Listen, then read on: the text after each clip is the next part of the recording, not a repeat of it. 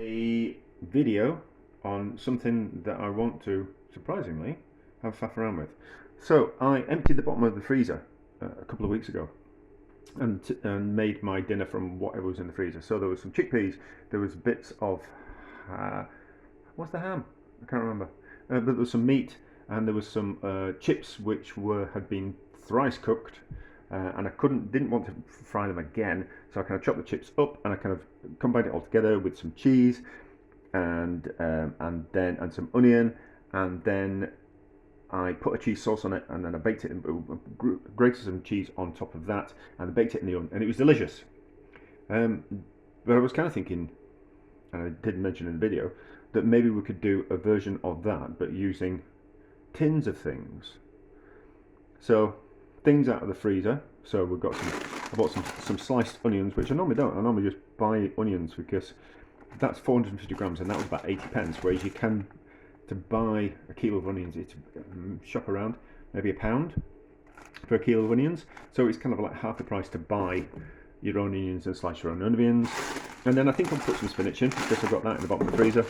And then we've got a couple of tins of beans, and then we've got, for the potato element, I bought 2 new potatoes in tins.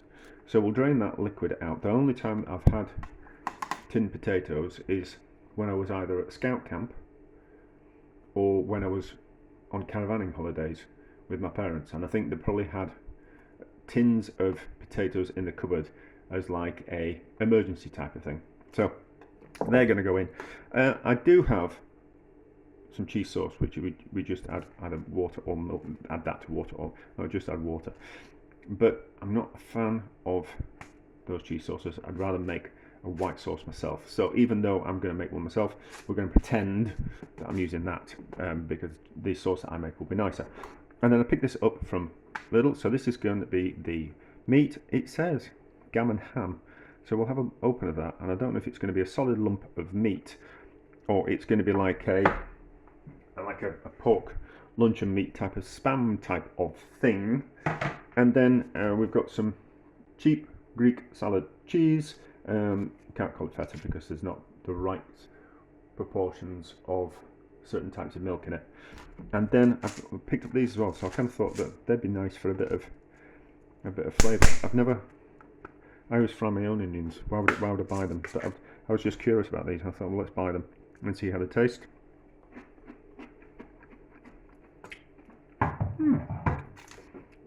I think those are quite nice. Oh yeah, I put in some pork scratchings. So let's move those out of the way.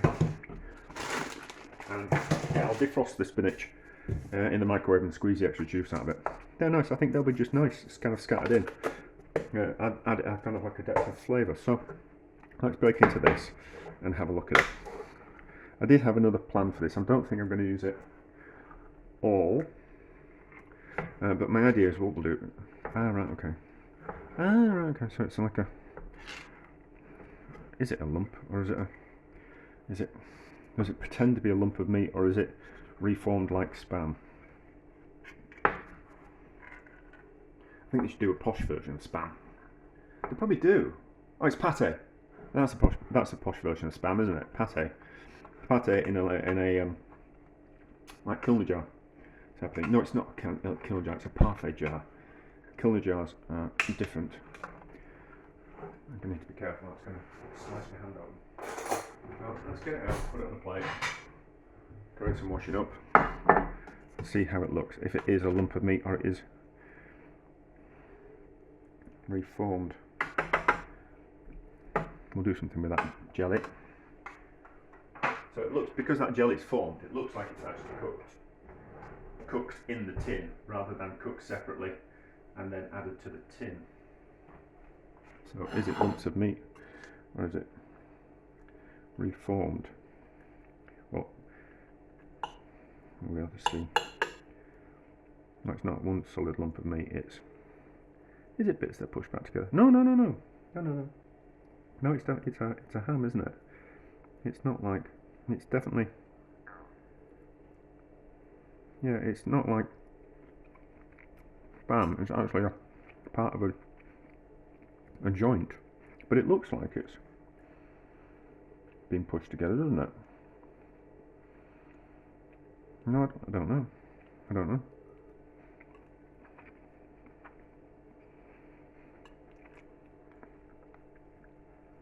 And slice into it and then we'll get that idea.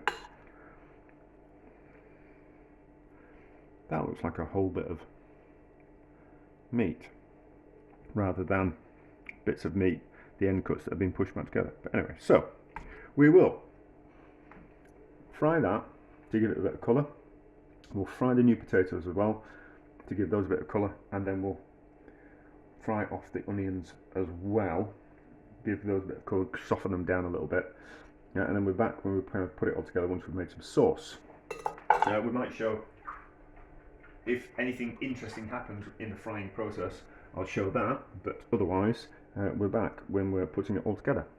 So I think this is definitely meat that's been pushed back together rather than in a solid lump. It's kind of probably decent sized chunks of gammon stroke ham that have been pushed back together, but I don't think it's one solid gammon joint. Really should read the tin, shouldn't I? I use one pan, but to speed up the process I'm using two. So I've fried up the meat. It's fried up kind of quite nicely, that. And that tastes delicious. There's that, but let's be honest, ham and bacony products are delicious. The potatoes, I've slightly crushed them and fried them. Not bad. Let's give them a taste. But they're not frying up. Not terribly. You know, they're alright. So, have a taste. Certainly need some salt. Certainly need some salt. And pepper. Now, I discovered, I don't think it will have been me that discovered it, someone will have discovered it before me, but these were sliced frozen onions, and I found that if I just open the bag slightly, so just cut the corner off to let the air out, and then smash them with a rolling pin while they were still frozen, it turns them into slice into more chopped. So they're kind of chopped. They're still big, but it's just made them a little bit smaller and more manageable. That's going to be a bit wet, is that? Anyway, so onions in there, like that. Cook that down. To cook the onions, because I don't like raw onions. Give the onions a bit of colour, and then we'll make some sauce, and then we'll combine it all together. Put it in a bowl. The potatoes are a lot nicer than I remember them being. They've kind of cooked up kind of quite well. And if you wanted to make yourself a potato hash, tin new potatoes will work fine. So 2 tins of beans, meat fried off, defrosted spinach, squeeze the excess juice out of it, just chopped it up slightly, and then we're going to put in some of these onion bits, and then I've made I think that'll make it lovely. You can treat that kind of like a bit of a seasoning, like savoury sprinkles type of thing. And we'll give this a bit of a mix up,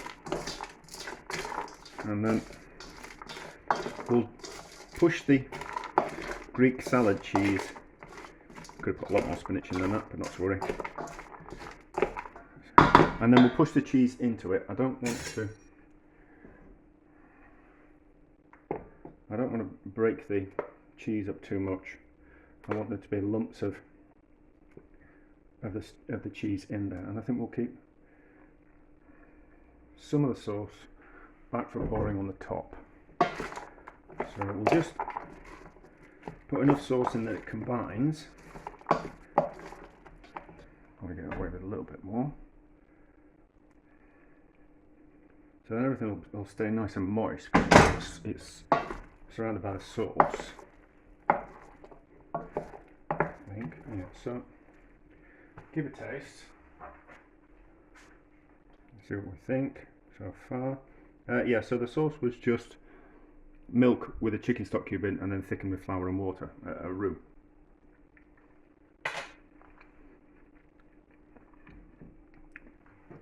There's a bit more salt.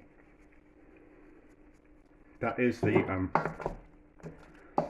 one of the secrets of good cooking, is the amount of seasoning that you put in things. So that'll do.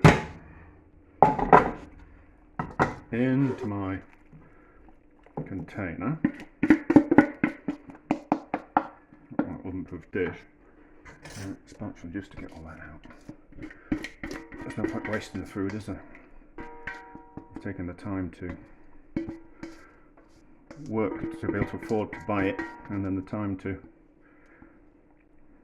faff around with it and cook it. We don't want to waste it, do we? So that like that, and then I've just broken the cheese up in preparation. So we would have, the cheese would have broken up a little bit too much, so I think we're much better pushing lumps of cheese in like this once we've put it into the container, and then we get like almost like a mouthful of melted cheese in the dish, rather than it being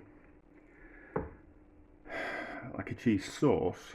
It's got intense bits of cheese in certain places, which is much more interesting to eat. So if you kind of think about the difference between if you have yogurt and you put like a plain yogurt and you put some jam in it, if you mix the jam into it so it's all combined, it's just like a sweet yogurt with a bit of a fruit flavour. But if you just take a little dots of jam and put on a teaspoon of yogurt, it's got a different flavour to it. Much nicer in my opinion to kind of like have this intense jammy flavour and then soft yogurt around it. So, and I think it's the same kind of principle here, that we don't want to lose the cheesy goodness in the rest of the dish. We want it to be intensely cheesy in certain places.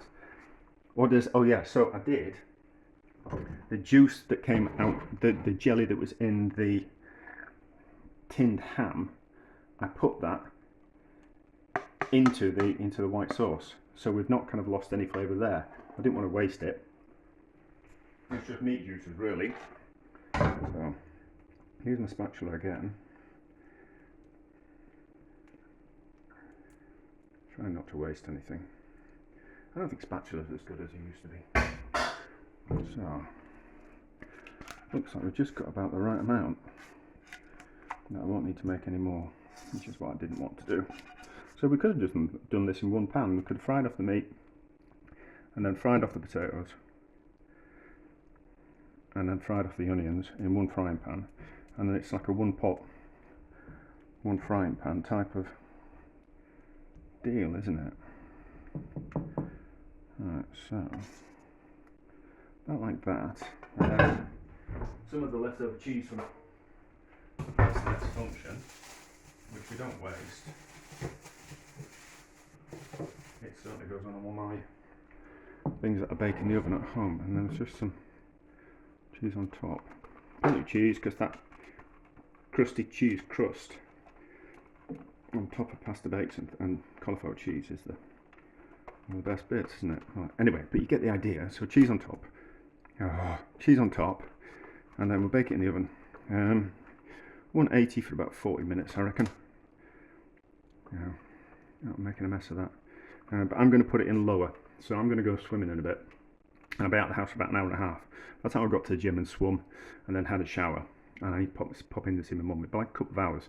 So if I put it in at 125 for a couple of hours, and then we'll turn the temperature up when I get home. I suppose if you've got a cooker that's on a timer, then that won't be a problem, but we can just put things on a bit lower. But everything's cooked, so what we're really doing is getting things slowly up to temperature, and then we'll just crisp up the top last minute. This smells ready, so let's have a look.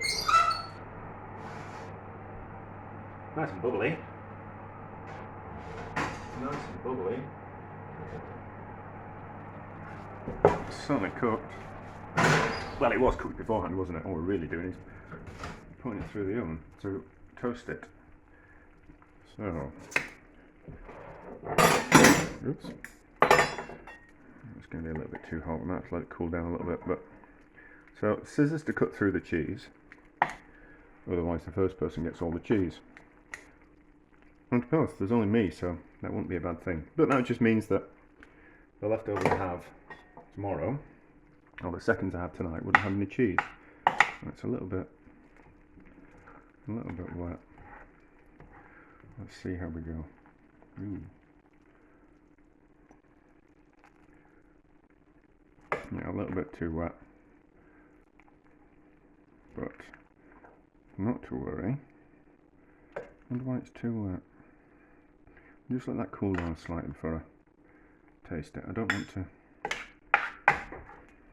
burn myself. We'll just see how we go. Back in a little while. It will have cooled enough. Let's give it a taste. We want a bit of the meat, don't we? There we go. That's the meat there. And a bit of spinach, a few beans, and there'll be a bit of potato in there as well. See how it tastes.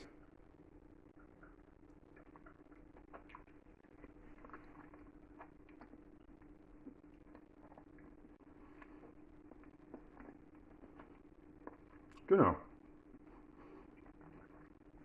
That's really good as that. You wouldn't know that all those things came out of tins or the freezer.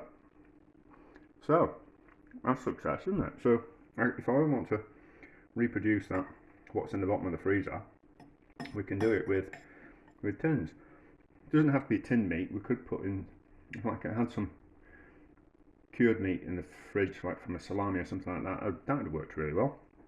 But that's delicious. I'm going to really enjoy that. A success.